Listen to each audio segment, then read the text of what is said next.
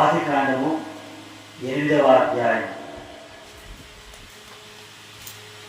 ఆదికాండము 8వ అధ్యాయము 22వ వచనంలో దేవుడు తన హృదయంలో అనుకున్న మాటలు ఇక్కడ రాసి పెట్టాడు.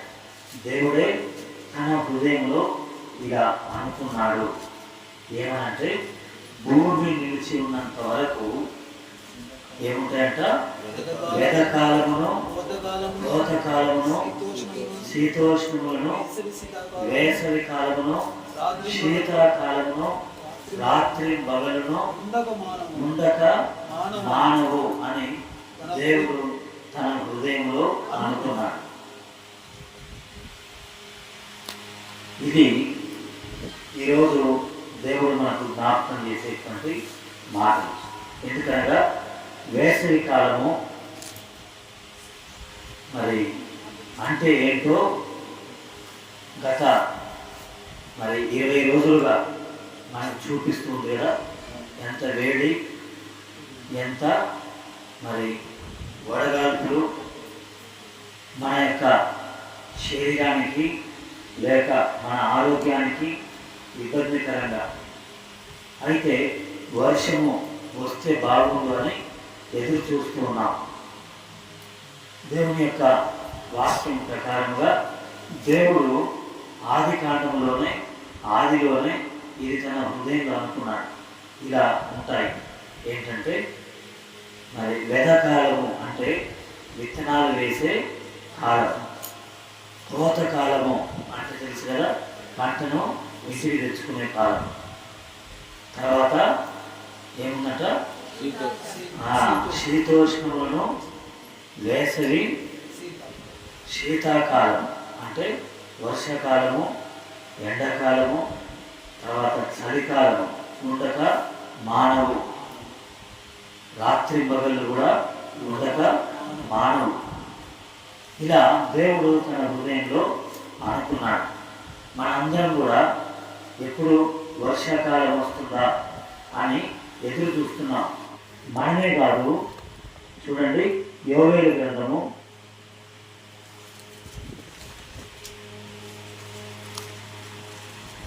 1వ అధ్యాయము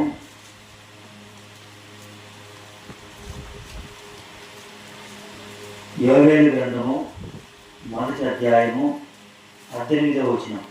మేత లేక పశువులు బహుగా మూలుగుతున్నవి, ఎట్లు మందలుగా కూడి ఆకలికి అల్లాడుచున్నవి, గొర్రె మందలు చెడిపోతున్నవి. అగ్ని చేత అరణ్యములోని మేత స్థలములు కాలిపోయినవి, మంట తోట చెట్లన్నిటినీ కాల్చివేసినవి. నీకే నేను మొరపెట్టుచున్నాను, నదులు ఎండిపోతాయో, అగ్ని చేత మేత స్థలములు కాలిపోతాయో చూచి పశువులు నీకు మొరపెట్టుచున్నవి చేస్తున్నాయట. దేవునికి ప్రార్థన చేస్తున్నాయి. పశువులు మేత కొరకు, నీళ్ళ కొరకు, వర్షం కొరకు ప్రార్థన చేస్తున్నాయి. దేవునికి మొరపెడుతున్నాయి పశువులు. ఎందుకంటే ఎవరు ఇవ్వాలి? వర్షము దేవుడే ఇవ్వాలి అని. ఈ కాలంలో మేత లేక, నీళ్ళు లేక, నేల లేక, చెట్లు లేక, గడ్డి ఎండిపోయిన పరిస్థితి చూసి పశువులు దేవునికి మొరపెడుతున్నాయి అని రాశాడు. పశువులు మొరపెడుతున్నాయి. తర్వాత యోబు గ్రంథము 38వ అధ్యాయం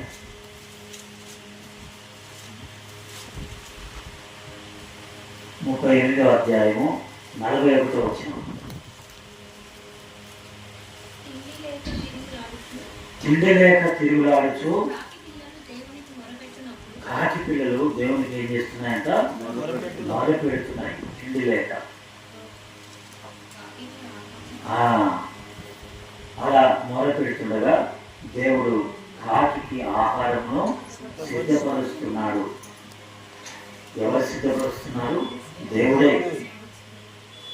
అలా పశువులు మొదలుపెడుతున్నాయి, తర్వాత పక్షులు కూడా మొదలుపెడుతున్నాయి. దేని కొరకు? మంచి వర్షాలు రావాలని, మంచి నీళ్లు కావాలని, చెరువులు నిండాలని, భూమిలో భూగర్భ జలాలు రావాలని, జలములు ఊటలు ఊరాలని, బావులు చెరువులు కుంటలు మనకి ఈ రోజుల్లో బోర్లు అంటున్నాం, అంతేనా? అప్పుడేమో బావులు అనేది, అంతకుముందు చెరువులు కుంటలు. ఇలా మనం ఏ భాషతో పిలిచినా భూమిలో నీటి శాతము లేక భూగర్భ జలాలు పెరగాలి. అయితే దేవుడు అంటున్నాడు, తన హృదయంలో అనుకున్నాడంట, ఏమని? ఈ భూమి ఎంతకాలం అయితే నిలిచి ఉంటుందో అంతకాలము మరి వర్షాకాలం ఉండకుండా మానడు, నేను ఇస్తాను. ఎప్పుడు ఇస్తాను చెప్పండి? ఎప్పుడు ఇస్తానంటే వాటి వాటి కాలంలో నేను ఇస్తాను. యెహెజ్కేలు గ్రంథము 34వ అధ్యాయము 26వ వచనంలో వ్రాయబడింది, వారిని నా పర్వతం చుట్టుపట్ల స్థలములను దీవెనకరంగా చేయుదును, దీవెనకరంగా చేస్తాను. ఋతువుల ప్రకారము, ఇప్పుడు ఋతువుల ప్రకారము వర్షం కురిపించేదను, వర్షము కురిపిస్తాను. దీవెనకరమగు. ఎలాంటి వర్షాలు? మళ్ళీ వర్షాలు వస్తే దీవెనకరమైన వర్షాలు కురిపిస్తాను. ఎందుకంటే మరి విత్తనాలు వేసే కాలంలో వర్షాలు రాకుండా తీరా పంట ఇంటికి వచ్చే కాలంలో వర్షాలు వస్తే కదా, రైతులు మార్కెట్లో ఒడ్లు పెట్టుకొని రేటు కొరకు ఎదురు చూస్తున్న సమయంలో వర్షాలు వస్తే, రోడ్డు మీద ఆరబోసిన టైంలో వర్షాలు వస్తే అవి దీవెనకరమైన వర్షాలు కావు, ఋతువుల ప్రకారమైన వర్షాలు కావు. అలా దేవుడు అంటున్నాడు, మీరు నాకు ప్రార్థన చేయండి. పశువులు ప్రార్థన చేస్తున్నాయి, పక్షులు ప్రార్థన చేస్తున్నాయి, మీరు చేయండి నాకు ప్రార్థన. చేస్తే ఏమిస్తాను? ఋతువుల ప్రకారంగా వర్షాలు ఇస్తాను, దీవెనకరమైన వర్షాలు ఇస్తాను అని దేవుడు వాక్యంలో పరిశుద్ధ గ్రంథము బైబిల్ నందు రాసిపెట్టాడు. రాసిపెట్టాడు. ఇర్మియా గ్రంథము 8వ అధ్యాయము 20వ వచనం,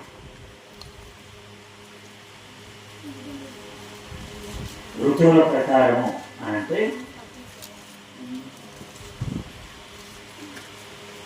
ఋతువులు అని వ్రాయబడింది బైబిల్ గ్రంథంలో.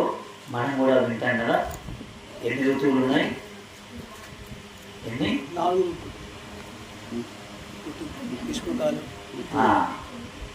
ఋతువులు. వసంత ఋతువు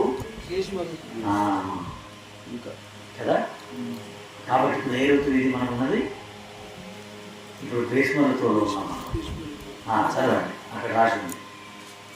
కోతకాలం గతించి ఉన్నది, కోతకాలము గతించి ఉన్నది, గ్రీష్మకాలం జరిగిపోయింది, గ్రీష్మకాలం కూడా జరిగిపోతున్నది, మనం రక్షణ పొందకుండానే ఉన్నారు అని చెప్పు. ఇంకా రక్షణ లేకుండా ఉన్నారు అంటే తినేవాళ్ళు తింటూనే ఉన్నారు, తాగేవాళ్ళు తాగుతూనే ఉన్నారు, ఇంకా మత్తులో ఉండేవాళ్ళు మత్తులోనే ఉంటున్నారు. గ్రీష్మకాలము అయిపోతుందంటే మరి వర్ష ఋతువు వస్తుంది కదా.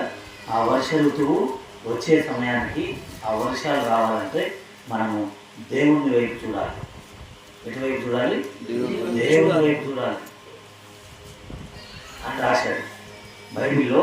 అనేక వచనాలు మేఘాలను గురించి, వర్షాలను గురించి, తర్వాత ఋతువులను గురించి కదా. మరి కార్తెలు అంటారు. ఇప్పుడు ఏ కార్తెలో ఉన్నాం మనం? రోహిణి కార్తెలో ఉన్నాం. వర్షాలు ఎప్పుడు వస్తాయి? యోబు గ్రంథము 9వ అధ్యాయము 9వ వచనంలో రాయబడింది. యోబు గ్రంథము 9వ అధ్యాయము 9వ వచనం.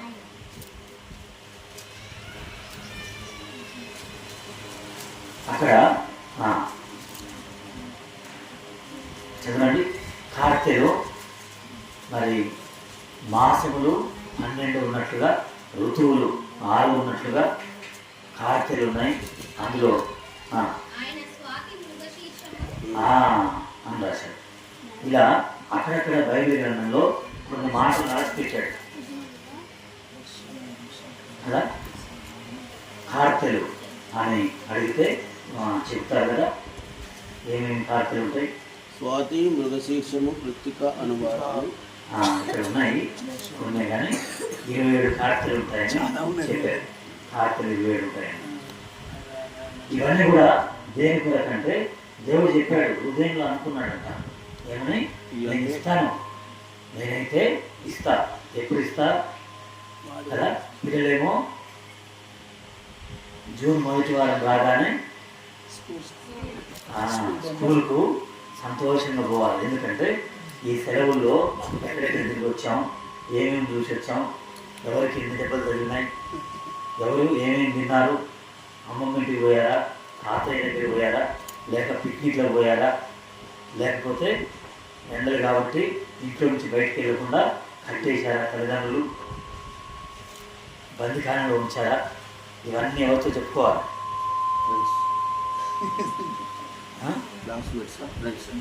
ఫ్రెండ్స్తో చెప్పుకోవాలని వాళ్ళు ఈ కాలం కొరకు అందుకనే దీన్ని విద్యా సంవత్సరం అంటారు. ఏమంటారు? విద్యా సంవత్సరం. ఎప్పటి నుంచి స్టార్ట్ అయింది చెప్పండి. మామూలుగా మరి కొత్త సంవత్సరము మార్చి, ఏప్రిల్ మధ్యలో స్టార్ట్ అవుతుంది. మరి ఇంగ్లీష్ సంవత్సరం అయితే జనవరిలో స్టార్ట్ అవుతుంది. మరి విద్యా సంవత్సరం అయితే జూన్లో స్టార్ట్ అవుతుంది. దాని కొరకు పిల్లలు ఎదురు చూస్తుంటారు. ఎందుకంటే వెళ్ళాలి, ఎవరెవరు ఏమేమి తిన్నారు, ఏమేమి చూశారు అవన్నీ చెప్పాలి. అయితే దేవుడు ఎదురు చూస్తున్నాడు. ఏమనంటే నా ప్రజలు నా వైపు ఎప్పుడు చూస్తారు, నాతో ఎప్పుడు మాట్లాడతారు, వాళ్ళకున్న పరిస్థితులు నాతో ఎప్పుడు చెప్పుకుంటారు. దేవా, నాకు ఈ పరిస్థితి ఉంది. పశువులు, పక్షులు దేవునికి మొదలుపెడుతున్నాయి. ఏమని? నాకు ఆహారం కావాలి, నాకు నీళ్లు కావాలి. 65వ కీర్తన కూడా రాశాడు. 65వ కీర్తన.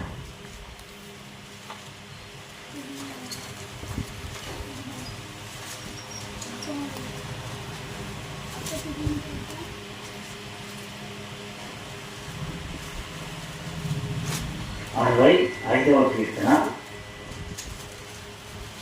9వ వచనం.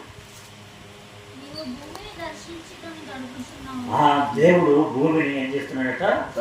దర్శించి తడుపుతున్నాడు.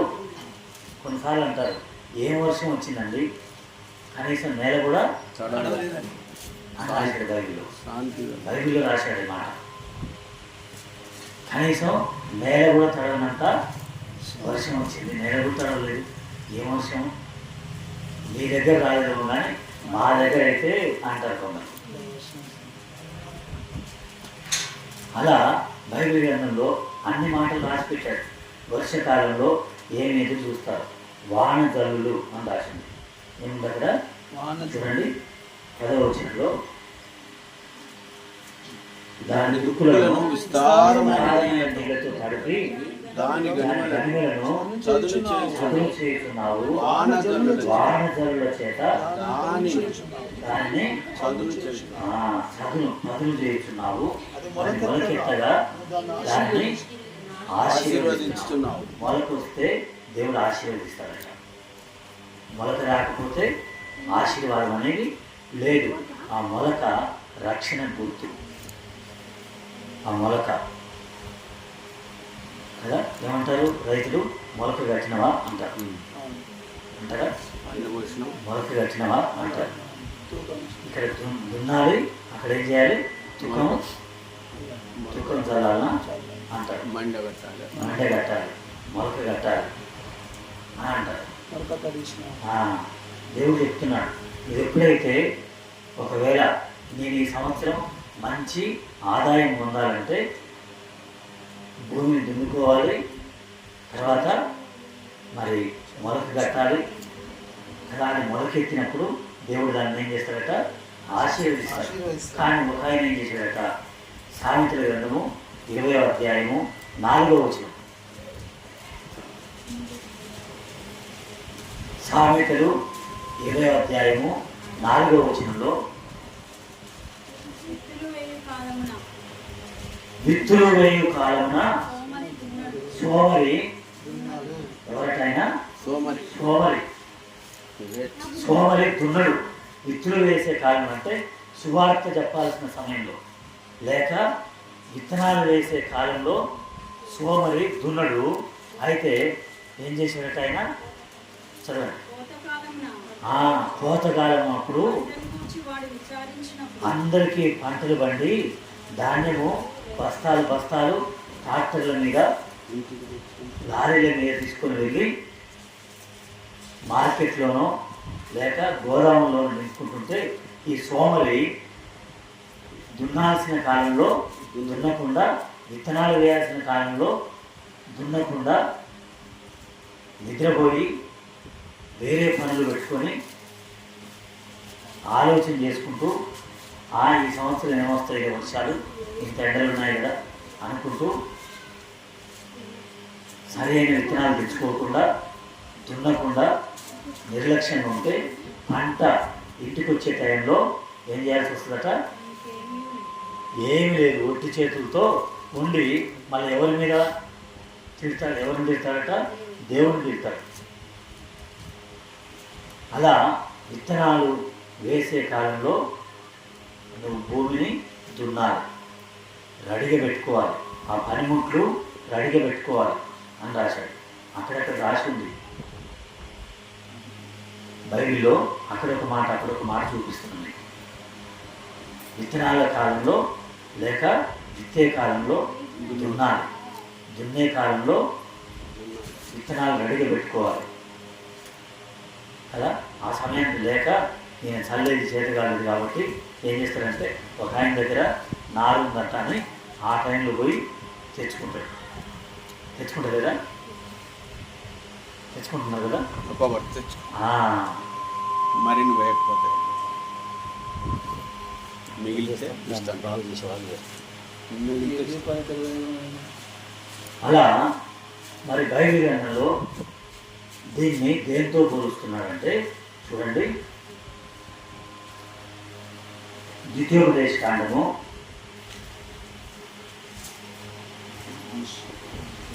32వ అధ్యాయం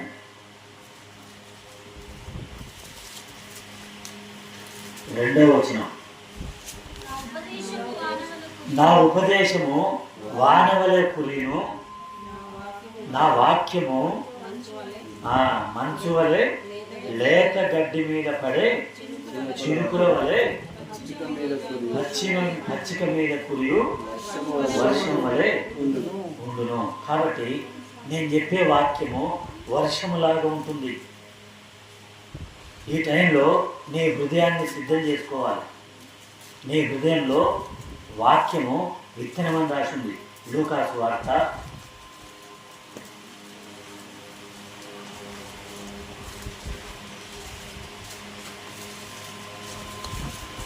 8వ అధ్యాయం. లూకాసు వార్త 8వ అధ్యాయం 11వ వచనం.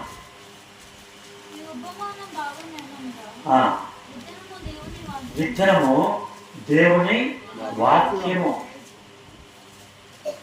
కదా.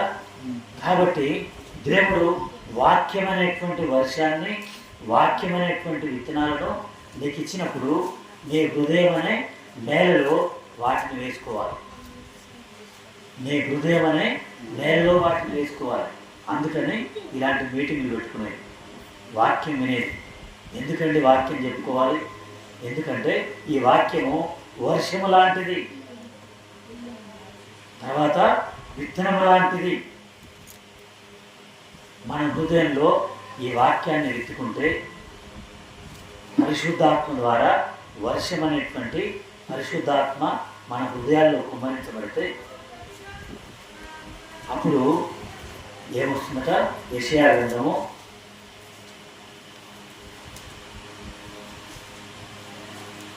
45:8 యెషయా గ్రంథం 45వ అధ్యాయము 8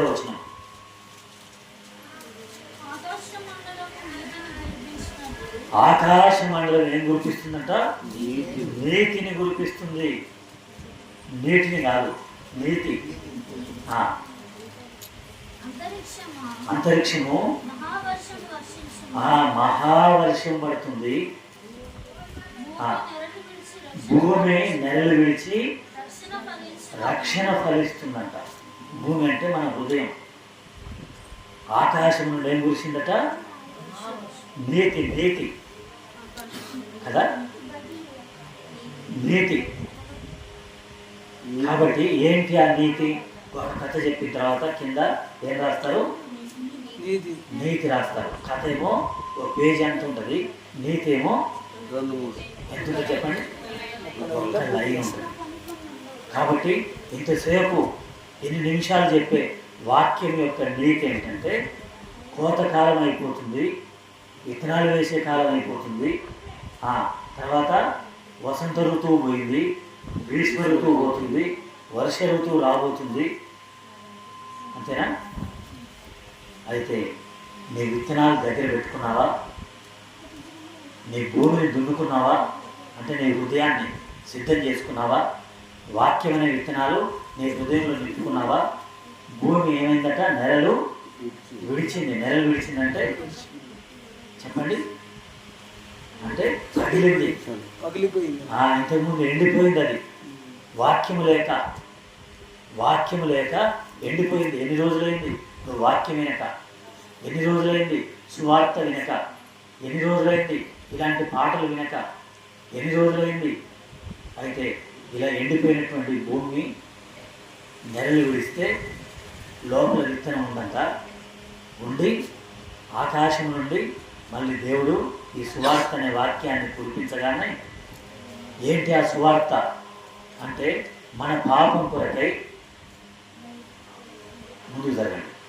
కూర్చున్న వాళ్ళు కూర్చున్నారు.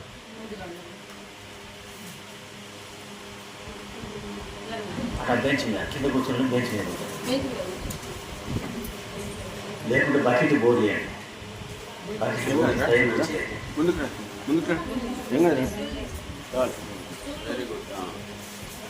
ఏంటంటే సువార్త, దేవుని యొక్క సువార్త వర్షములాగా మన హృదయమైనటువంటి నేల పగిలిపోయి కదా, ఎంతోమంది వాళ్ళకున్న కష్టాల చేత, నిందల చేత కదా, వారికి ఉన్న అప్పుల చేత హృదయం ఏమైపోయింది?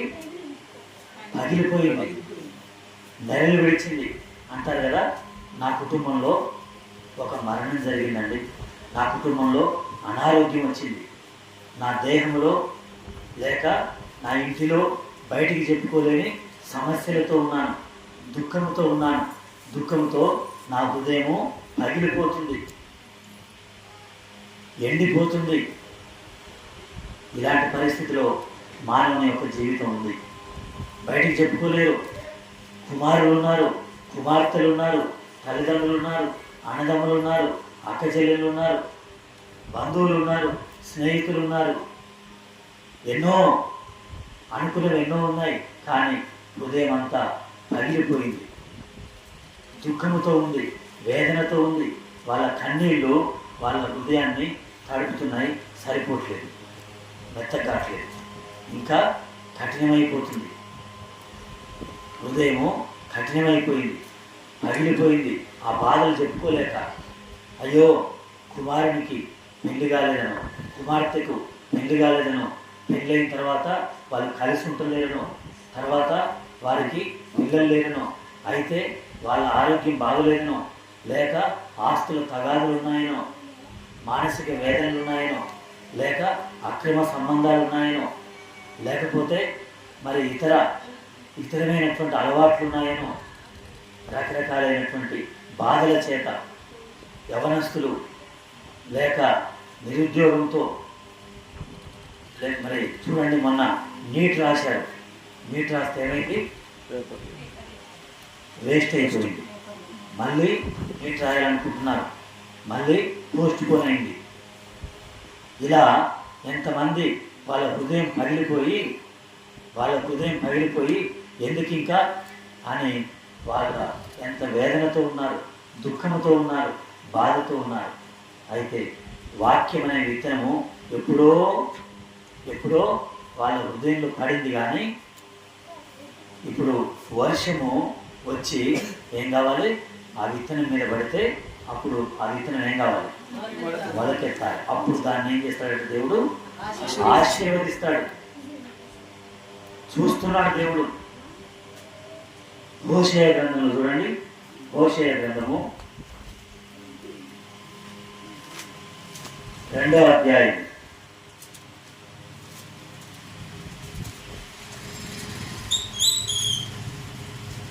21వ వచనం. ఆ దినమున నేను నీ మనవి ఆలకించును అంటున్నాడు. అంతేనా? హోషేయ గ్రంథం 746వ పేజీ, 2వ అధ్యాయం 21వ వచనం చదవండి.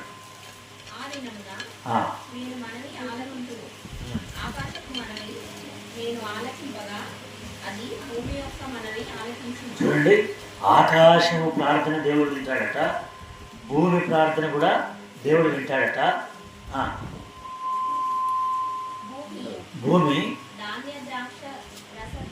ధాన్యం యొక్క ప్రార్థన మనవి. ధాన్యము ద్రాక్షారసం అంటే మరి పంట, మంచి పంటను చెప్తున్నాడు అక్కడ. వాటి మనవిని ఆలకించును. నేను దానిని భూమి యందు నా కొరకై విత్తుదును. అవి యెజ్రెయేలు చేయు మనవిని ఆలకించును. చూడండి, యెజ్రెయేలు అంటే కింద అర్థం రాశాడు.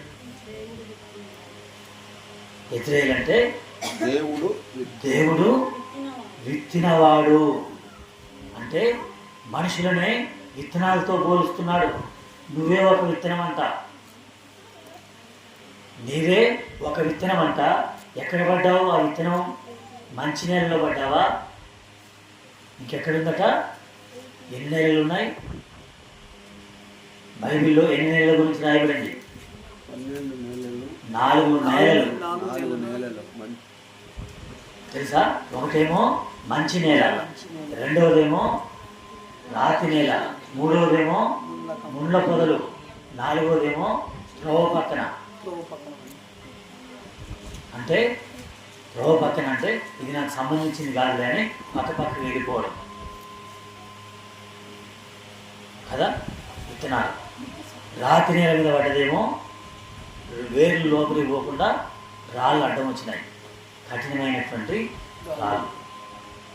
ముండ్ల పొదల్లోనేమో కింద నేల మంచిగానే ఉంది, కానీ పైన ఏమున్నాయి? ముళ్ళు ఉన్నాయి, చెట్లు ఎదగకుండా.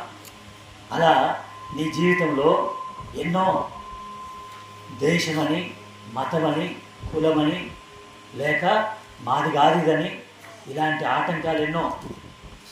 వాటి వల్ల విత్తనం ఎదగకుండా, ఫలించకుండా ఉంది. దేవుడు చూస్తున్నాడు. ఆకాశం ప్రార్థన చేస్తుంది, భూమి కూడా రాసింది కదా అక్కడ. ఆకాశం మనవి, భూమి మనవి, ధాన్యం మనవి, యెజ్రెయేలు మనవి. యెజ్రెయేలు అంటే దేవుడు విత్తినవాడు. కాబట్టి నిన్ను దేవుడు ఈ భూమి మీద విత్తాడు. నకరేకల్ అనేటువంటి భూమి మీద, సుందరయ్య నగర్ అనే భూమి మీద, కడపర్తి రోడ్ అనే భూమి మీద నిన్ను విత్తాడు. నువ్వేం ఫలిస్తున్నావు? నీలో నుండి ఏమొస్తున్నాయి? భూతు మాటలు వస్తున్నాయి, అబద్ధాలు వస్తున్నాయి, శాపనార్థాలు వస్తున్నాయి కదా. ఇతరులను ద్వేషించేది వస్తుంది, లేకపోతే అన్యాయము, అక్రమము, త్రాగుబోతుతనము, వ్యభిచారము, నరహత్యలు, ఈర్ష్య, ద్వేషాలు, కపటము, అల్లరి, సోమరితనం, నిర్లక్ష్యంగా ఉండడం, చేయాల్సిన పని అంటే ఎప్పుడు విత్తాలనో అప్పుడు విత్తకుండా కోతకాలంలో మాత్రం నాకు పంట కావాలని ఎదురు చూస్తుందట. అది చదివాను కదా ఇంతకుముందు. ఇలా చాలా టైం అయిందని. కాబట్టి ఇలాంటి వాక్యము వర్షములాగా నీ హృదయంలో పడాలని, నీవు ఒక విత్తనంలాగా ఉన్నావు, నువ్వు ఫలించాలని ఈ వాక్యం అనే వర్షాన్ని నీ మీద కుమ్మరిస్తున్నాడు. ఏంటి ఆ వాక్యం అనే వర్షం? ఒక్కొక్క చినుకు, ఒక చినుకు ఏంటంటే యేసు ప్రభు ఈ లోకానికి పరిశుద్ధుడిగా వచ్చాడు. వర్షపు చినుకు కదా, ఇంతకుముందు చదివాం కదా, చినుకులు పడుతున్నాయని. ఒక చినుకు ఏంటంటే మనము ఫలించాలంటే, మనము ఒక మొక్కలాగా ఎదగాలంటే యేసు ప్రభువే ఒక చినుకులాగా ఈ లోకానికి వచ్చాడని ఎక్కడుంది? చదవండి ఆ మాట. మీకా గ్రంథము 7వ అధ్యాయము 3వ వచనం. హోషేయ గ్రంథం 6వ అధ్యాయము 3వ వచనం. హోషేయ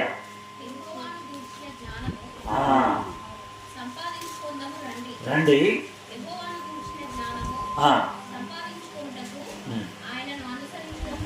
రండి, ఉదయము తప్పక ఉదయించినట్టుగా ఆయన ఉదయించును. వర్షములాగానే ఆయన మన దగ్గరకు వస్తున్నాడు. భూమిని తడిపే తొలకరి వర్షం, మొట్టమొదటి వర్షం లాగా దేవుడు వస్తున్నాడు. అలా వచ్చాడు యేసు ప్రభువు. ఈ లోకానికి మొదటిసారి వచ్చాడు. తొలకరి వర్షంలాగా ఆయన ఈ లోకానికి మొదటిసారి కన్యక గర్భంలో పాపము లేకుండా పరిశుద్ధుడిగా ఈ లోకంలో జన్మించాడు. అది బాగు చేస్తుందా? మొత్తం బంద్ చేస్తుందా? మొత్తం బంధన చేయం లేకుండా ఎక్కువ అంటుంటే ఇన్నిసార్లు అంటుంటే ఇదే రికార్డ్ చేస్తున్నా.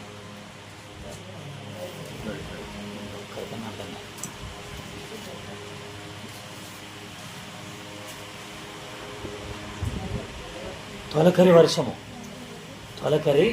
వర్షము యేసు ప్రభువారు ఈ లోకానికి వచ్చినటువంటి మొదటి రాకడని గురించి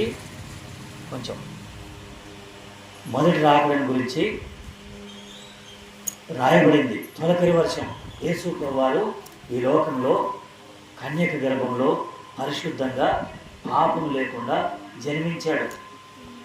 అది మన హృదయం అనే నేలలోనికి అంగీకరించాలి. అంతేకాకుండా పాపము లేకుండా జీవించాడు. మన పాపముల కొరకు శిలువ మీద రక్తాన్ని చెందించాడు. మేకులతో కొట్టబడ్డాడు, కొరడాలతో కొట్టబడ్డాడు, ముళ్ళ కిరీటాన్ని ధరించాడు, రక్తాన్ని చెందించాడు, మరణించాడు, సమాధి చేయబడ్డాడు. 3వ దినమున ఏమయ్యాడు? తిరిగి లేచాడు. ఎవరి కొరకు? మన కొరకే.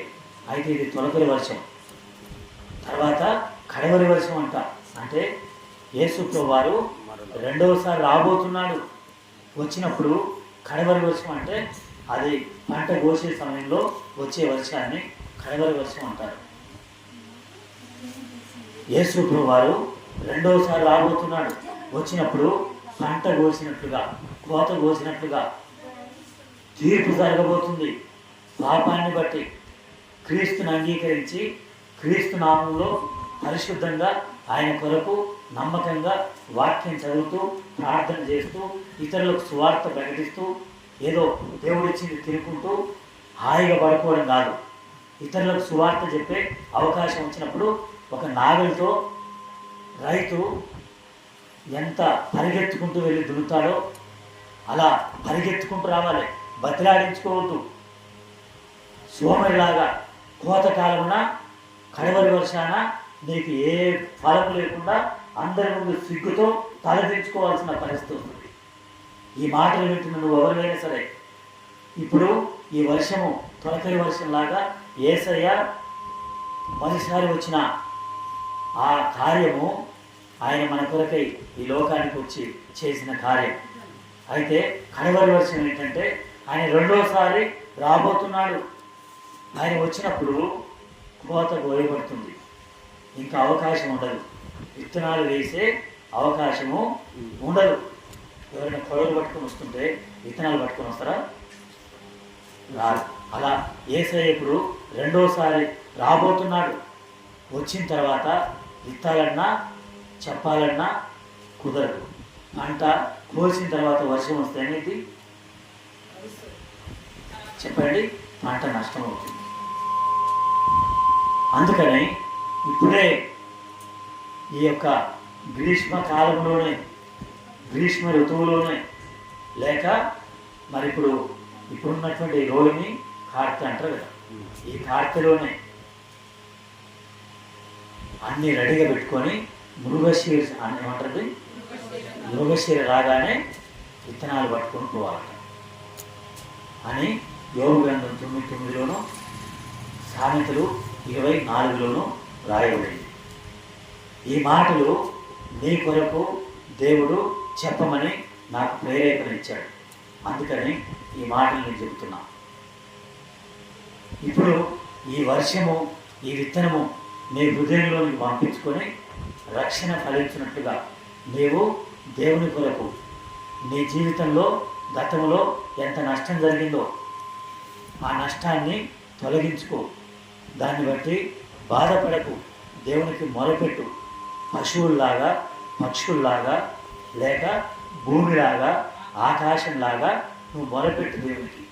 ప్రభువా, నాకు అవకాశం లేదు, ఈ సంవత్సరం నేను ఫలిస్తాను, ఈ సంవత్సరము విత్తనాలు వేస్తాను, ఈ సంవత్సరము దున్నుతాను అంటే దేవుని కొరకు నా హృదయాన్ని సిద్ధం చేసుకుంటాను, పరిగెత్తుకొని వస్తాను, ప్రార్థన చేస్తాను, మందిరానికి వస్తాను, ఆరాధన చేస్తాను, దేవుని పని చేస్తాను అని నీ హృదయంలో నీవు తీర్మానం చేసుకుంటే దేవుడు నీవు మొలకెత్తగానే నేనేం చేస్తాడట, ఆశీర్వదిస్తాడు. ఇంకా చెప్పడానికి ఎన్నో మాటలు ఉన్నాయి, కానీ మరి సమయం ఎక్కువ అవుతుంది కాబట్టి నేను ఆపివేస్తున్నా. ఈ మాటలు వింటున్నా నీవు ఎవరైనా సరే నీ జీవితము ఎంత దుఃఖంతో ఎండిపోయిన స్థితిలో, నెరలు విడిచిన స్థితిలో, భూమి పగిలినట్లుగా నీ హృదయం పగిలిపోయి బాధలో, వేదనలో ఉన్నావా? ఈ మాటలు అర్థం చేసుకొని దేవుడు ఈ మాటలు నా కొరకే ఇచ్చాడు. ఈ వర్షపు జల్లులను నా హృదయంలోకి పంపిస్తాను, ఇంకా మంచి వర్షాన్ని తీసుకుంటాను, నా హృదయంలో నేను ఫలిస్తాను, దేవుని కొరకై మంచి పంట నేను ఫలించి అనేకులకు కావలసిన ఆకలి తీరుస్తాను, అనేకులకు తృప్తినిస్తాను, అనేకులకు మధురమైన ఫలాలు ఇస్తాను అనే తీర్మానం తీసుకొని, యేసు ప్రభువా, మరి మొదటిసారి తొలకరి వర్షంలాగా వచ్చావు, నా పాపం కొరకు శిలువ మీద రక్తంగా వచ్చావు ప్రభువా, కడవరి వర్షంలాగా రాబోతున్నావు. అయితే ఆ తీర్పులో నేను శిక్ష పొందకుండా నా పాపాలను క్షమించి నీ బిడ్డగా నన్ను అంగీకరించి నీ కొరకు ఎన్ని పరిస్థితులున్నా దేవుని వాక్యం వింటాను, మందిరానికి వస్తాను, అలాగనే మంచి జీవితాన్ని నేను జీవిస్తాను, మొలకెత్తుతాను, నన్ను ఆశీర్వదించు ప్రభువా అని చిన్న ప్రార్థన చేసుకుంటే దేవుడు నిన్ను ఆశీర్వదిస్తాడు. దేవుడి వాక్యమును దీవించును గాక.